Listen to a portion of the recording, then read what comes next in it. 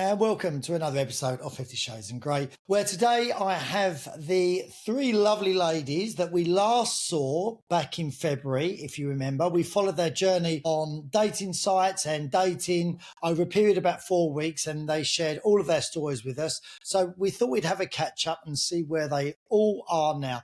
Ladies, good evening. How are we all doing? Hello? Good. All good, thanks, Elle.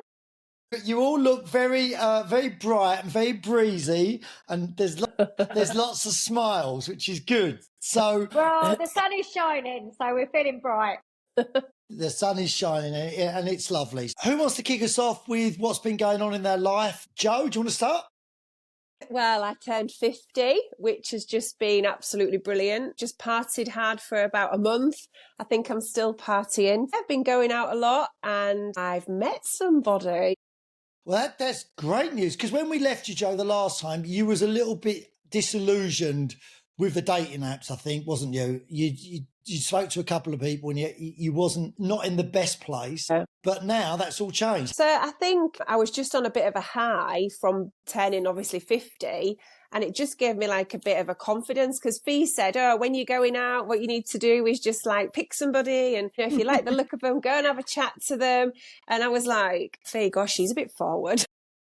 Yeah, So I'd gone out with my friend, a male friend. I was his wing woman and he was my wing man, and we'd gone out, and there was a guy that I saw come into the pub, and I thought, oh, hey up, I've seen him in here before, or at the gym, and he was with somebody I knew, another little tequila rose, and I went over and I started chatting to like his mate, say, oh, you all right? How's the kids? Blah, blah, blah. Eyeing his mate up.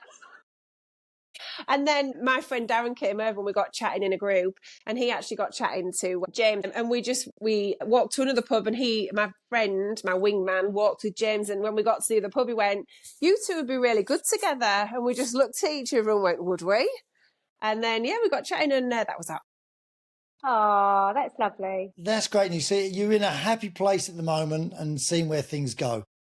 Yeah, it feels really easy. I had a bit of a wobble last week, just because, I don't know how girls feel, but I did have a bit of an overthinking, because it's so easy and it's just dead easy to get on with.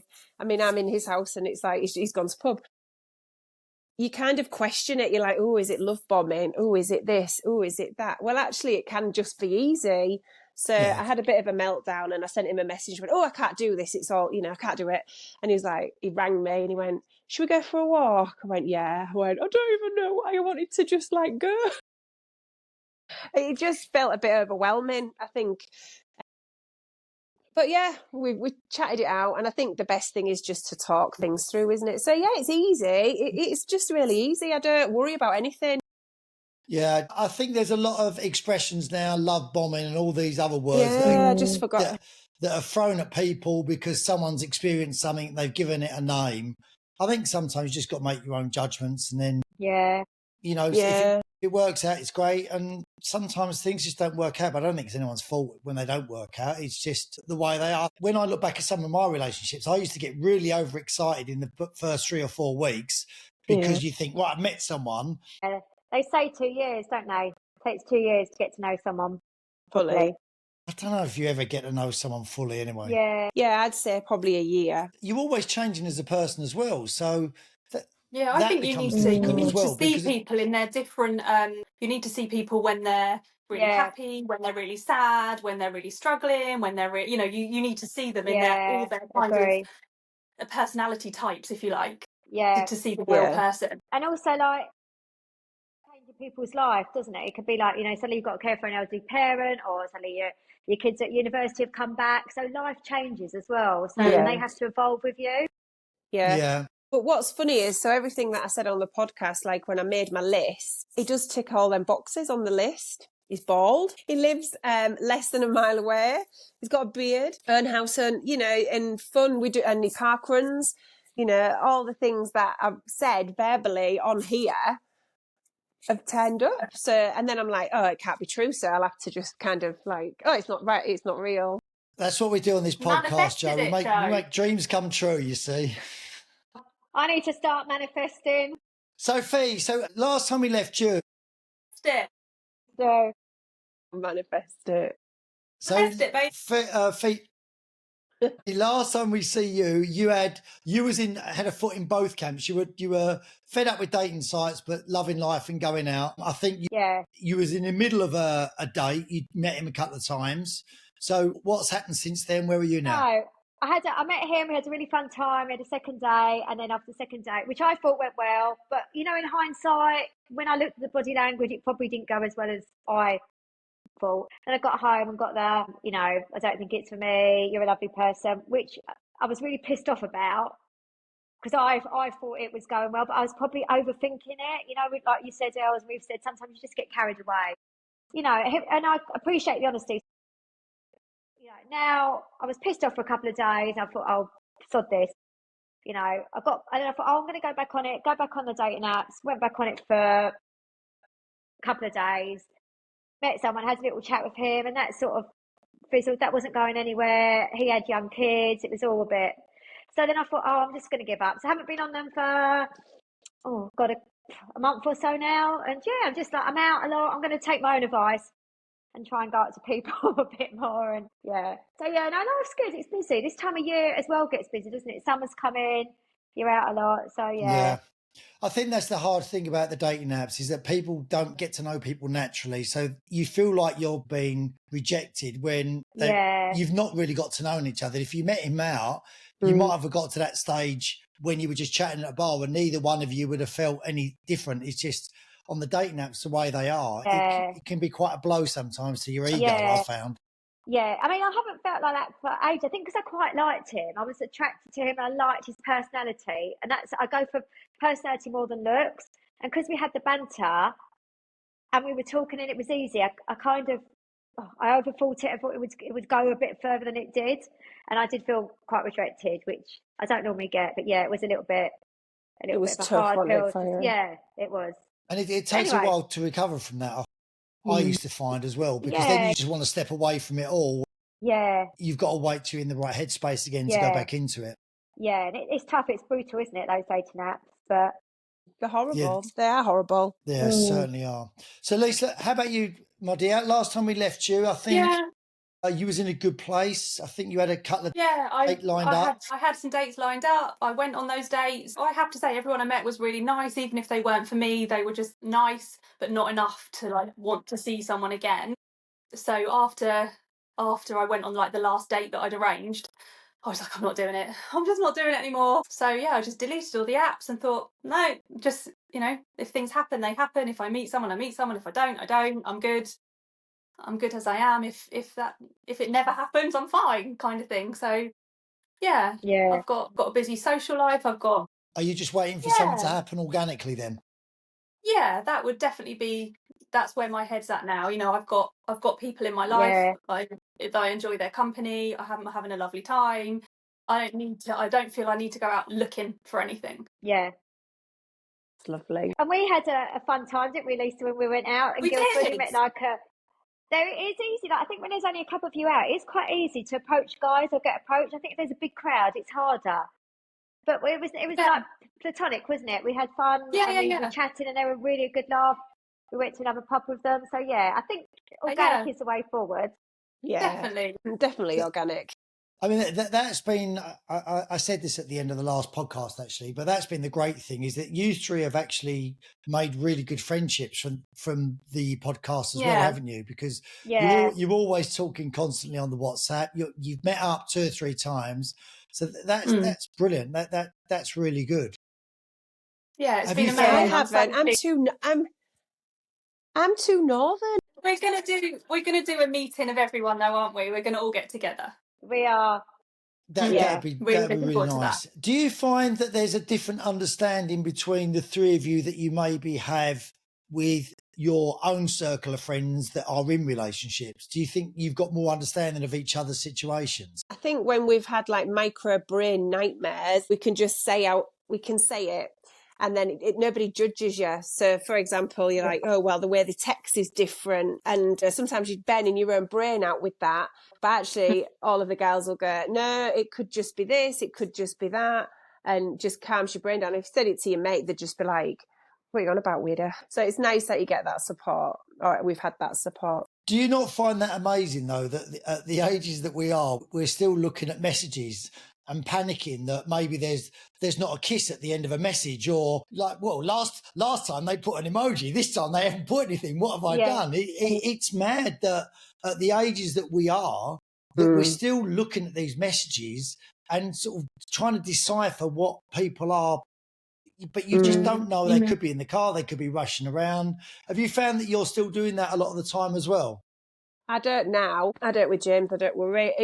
So before, I've been in relationships where if they're out in a pub or wherever, I'd be thinking, oh, what time are they back? Who are they talking to? And genuinely, I know it's only like nearly a month, but he goes in the sun all the time and he could be... I just don't worry at all. So things... I think if you feel... I don't worry at all. I really don't worry. Yeah, I do. It does make... I think it makes me feel safe. It does make me feel safe. And that's really nice. Yeah. And I think if someone's honest with you, if we do it in a year, and I call him a but if you know that somebody's got good intentions and they're being honest, that's all you can ask from someone, isn't it? That's it. That's all you can expect from someone. Yeah, and I don't want to have my brain burnt out. I don't want to worry about it, because that's not the nice side of being in a relationship, is it? It's the worst side of dating where, I mean, in February, God, I just thought my brain was going to just, I don't know, it was just horrible. It was horrible. Whereas now, I don't worry about, just don't worry. I think that comes with age as well sometimes. Yeah. It's amazing how quickly things do change, though. And that for me is always the exciting part about being single anyway, that you don't know when it's going to change. And it can change very quickly, for really good reasons. Unfortunately, it can go the other way as well. When you think everything's going swimmingly well, it can suddenly change for the bad. Yeah. Normally when I put something on Instagram, I put a picture of us on Instagram on a walk, and then that week I was like, oh, I've jinxed it. No. I shouldn't have done it. I shouldn't have mentioned anything. I shouldn't talk about him. I shouldn't exactly, if you tell your friends about somebody and then, like you said before, a week later they go, how is it? And you're like, oh, we're not seeing each other now. Yeah. I mean, that's the thing that we spoke about before coming on, didn't we? That I think we've friends that in your circles, they're so used to you seeing people that they get a bit fed up with asking. You get a bit fed up with telling them, because the reality is things can be very short-lived. But the reality of all of it is that we've actually got no control over it anyway. All you can control is, yourself. And a lot of the times I thought I really liked someone one week, and then the following week I could actually have completely had a U-turn, and I couldn't even explain it myself. So someone else has got bugger all chance of actually understanding what I was doing, because I didn't understand it myself. No. Yeah, I do that sometimes. I think I really like you. Then the next week I'm like, no, I don't. And I don't know why, but I'm not getting that feeling. I've never done that. That's so weird. I had it last week with James. I was like, it's so nice. But then apparently, I'm sure if you look into the psychology of it all, it's about hyper independence and what you do to protect yourself. If something's feeling nice, your brain automatically goes into your hyper independence mode and makes you kind of go into a protective mode. And, you read about it and you don't think you're going to do it, and then you do it. Yeah. But you can work through it. When you're saying about liking someone, I'm like, I've never done in all of my history in relationships. I've liked them and then I'm in. I've never been like, I like you for a week and then I don't. I don't know. I don't know why that is. Just, it's weird. Oh, that's really nice, though. But then I would maybe go on one date and be like, no, I'd go on one date and be like, no, I'm not feeling it. But if I've pursued something with someone, it would be, I've not gone off them after a week. I think it's not about going off us. No, I think for me it was the excitement thing. I think because I used to get excited really quickly, and you think, oh, this is going great, this is going great. Men like me, or men like me. Men like you. Men like you. But yeah. Heartbreakers. Elliot's a heartbreaker. I've had it both ways. So, and I think it's just people, but I don't think there's anything bad by it, but I think people just get overexcited because they think this is really good. And then when they sort of calm down and sort of be level-headed. So you're obviously quite level-headed from the outset. And whereas, I'd be really excited. I'm much better now. I'm much better. And I've gone back to how I was in my 20s, where I just don't think about anything at all and just go with things. And that Sometimes seems best to be not to working a lot overthink it, isn't better it? Just for me. roll with it. Yeah, just roll with it. Yeah. Yeah. So how many of you would say previously, because definitely I did, would overthink things? Massively. Yeah. I mean, I think it Liz? depends And I on think it's when who you're with. Do you think it's because you've listened to your gut, or you've been in a, for me, I've been in like a good relationship and you don't listen to your gut and then it all goes wrong and you end up in a mess. So sometimes I'm like, I'm listening to my gut and it feels good. And then I'm like, oh, don't trust your gut. And then you just think, oh, then you get an ick. I don't know. How much of that do you think is shaped from past experiences that you've had romantically? A lot of it. Yeah, I do. A lot of it. And even when you've tried really hard to work on yourself to not bring those feelings back, or you're quite self-aware, it still happens. So poor blokes. I mean, poor James last week. He was just like... Yeah. I think if you've had previous relationships, if somebody makes you feel secure and you feel you don't need to overthink stuff, but if somebody's like giving you mixed signals, or you're like, I like you 1 minute, then I don't, then I do, then I don't, then you're like, what the fuck? It sends your brain into a frenzy. But if somebody's like consistent with you, then it doesn't. So it depends on who you're with as to how that they make you feel. And then sometimes that consistency gets bored. I get bored. I like the whole You like the chase? Do you like the chase? I like all that and the excitement and going out and getting dressed up. I like it, and then it ends up in a car crash, and like, here we are again. Lisa, I would agree with what you said, up to the point of where if you've ever experienced being in a relationship where you think you know what's going on, and then all of a sudden you don't. And I experienced that, and it was something that I never saw coming, but that was only from a personal point of view. Probably from their point of view, that was going on in their head for ages and ages and ages. But once you've experienced that, where you are level-headed and all of a sudden you go, Jesus, where's that come from? I think that then shapes how you approach everything after that. Yeah. So I don't know if Joe, for you've had that. Yeah, I think because you can think, because it taught me that you never actually really know what's going on in someone else's head, because for all the right reasons, we're not honest with each other a lot of the time, because you don't want to hurt other people. People saying, oh, look, I'd rather you be honest. People don't want to be that honest with each other because you don't want to hurt people's feelings. No one does. Single for me felt like a really safe place. You know where you're at, you close your door, it feels safe. Whereas if you put yourself out dating, you become a bit vulnerable again. I think that's the thing. And everyone's like, oh, you've got to make yourself a bit more vulnerable, And it's really hard to do that. I think dating is like a really brave thing to do. Yeah, I agree. Yeah, it's a really brave thing to do, Yeah. I think consistently putting yourself out there to be shot down. Yeah.